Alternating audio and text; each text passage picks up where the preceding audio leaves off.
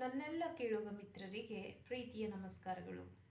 ಮಿತ್ರರೇ, ಗಣಪ ನಮಗೆ ವ್ಯಕ್ತಿತ್ವ ವಿಕಸನದ ಬಗ್ಗೆ ಈ ಇನ್ನೊಂದು ಪಾಠವನ್ನು ಹೇಳುತ್ತಿದ್ದಾರೆ. ಅದೇನೆಂದರೆ ಸೃಜನಶೀಲತೆಯನ್ನು ಹೊಂದಿರಿ.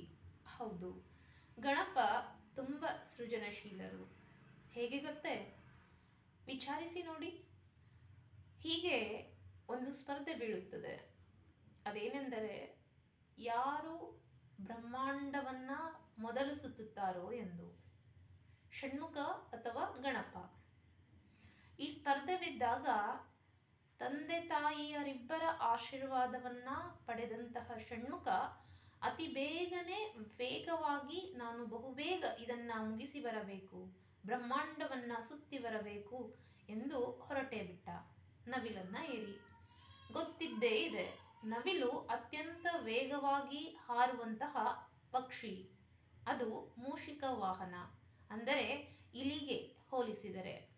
ಇಲಿಯನ್ನ ಹೊಂದಿದಂತಹ ಗಣಪ ತನ್ನ ವಾಹನವು ನವಿಲಿನಷ್ಟು ಜೋರಾಗಿ ವೇಗವಾಗಿ ಓಡಲಾರದು ಎಂಬುದನ್ನ ವಿಚಾರಿಸಿ ಆತ ಸೃಜನಶೀಲನಾಗುತ್ತಾನೆ.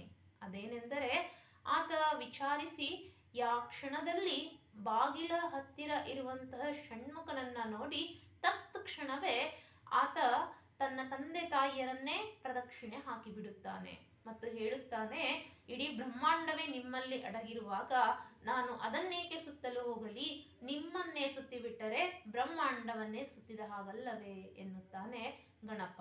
ಮತ್ತು ಅದು ಸತ್ಯವೂ ಆಗಿತ್ತು.